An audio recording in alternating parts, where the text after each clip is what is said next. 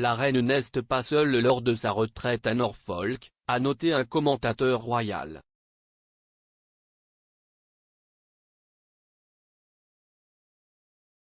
On ne pense pas que la reine soit actuellement en compagnie de membres de sa famille après s'être rendue à Sandringham dimanche. Cependant, la monarque est tenue de ne pas être seule alors qu'elle se prépare à entrer dans sa 70e année sur le trône, selon un commentateur royal.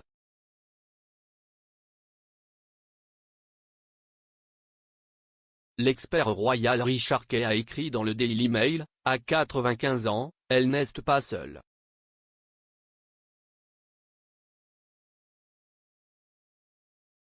Il y a son page, Paul Waybrave, sa coiffeuse, Angela Kelly, un valet de pied pour l'aider avec ses chiens, 2 corgis et un dorgi, un croisement teckel corgi, 2 chefs et une femme de ménage pour s'occuper d'elle.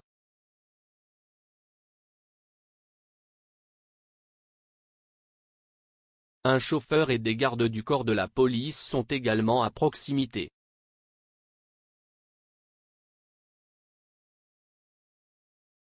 Monsieur Waybrave est au service de la reine depuis des décennies, au cours desquelles il a gagné la confiance du monarque.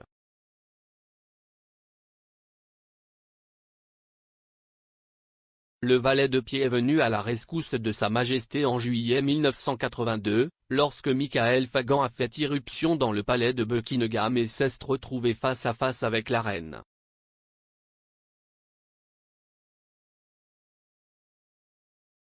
Ces dernières années, la reine aurait tellement aimé Monsieur Waybrave qu'elle lui demande parfois de la rejoindre pour regarder la télévision.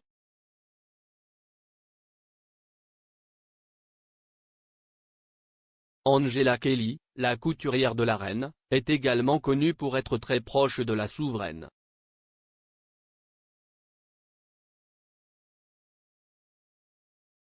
La confidente a tellement confiance en la reine qu'elle a reçu le feu vert pour écrire un livre en 2019, The Other Side of the Coin, emmenant les fans royaux dans les coulisses de son travail quotidien avec le monarque.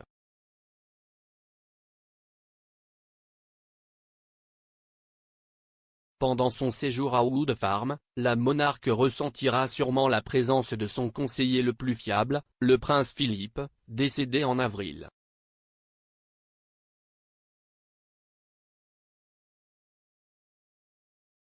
Le duc d'Édimbourg a fait du chalet de 5 chambres sa résidence principale en 2017, après avoir pris sa retraite de ses fonctions publiques.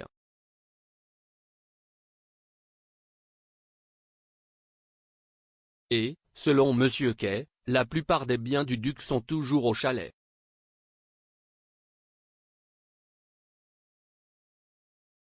Comme l'a noté l'expert, le monarque devrait rester à Sandringham jusqu'au 6 février au moins.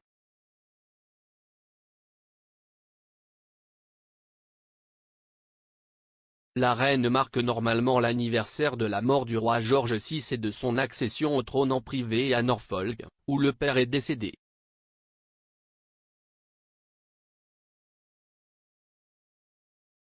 Monsieur Kay a écrit, elle restera sur le domaine jusqu'au 6 février, jour de l'adhésion, qui marque le 70e anniversaire de la mort de son père, George VI, décédé dans son sommeil à Sandringham.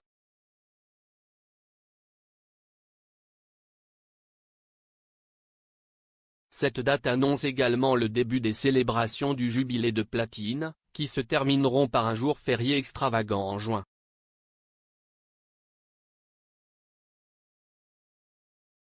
La pause à Wood Farm, où de nombreux biens de Philippe sont tels qu'ils étaient, l'aidera à se préparer pour ces événements à venir.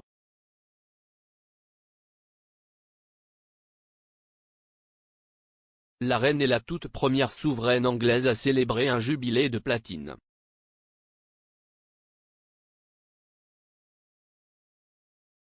Les événements marquant cet événement historique auront lieu tout au long de l'année et les membres du cabinet voyageront à travers le pays et le Commonwealth pour célébrer cette étape.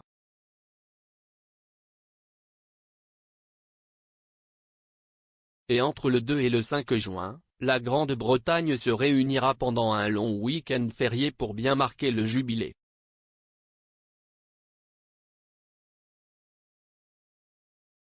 Parmi les événements déjà annoncés, il y a un concert au palais de Buckingham et un service d'action de grâce à la cathédrale Saint-Paul.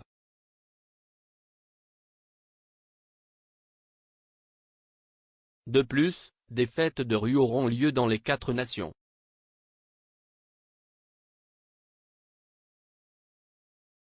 Et la reine devrait se rendre au derby d'Epsom, qui tombe pendant le jour férié, aux côtés d'autres parents royaux.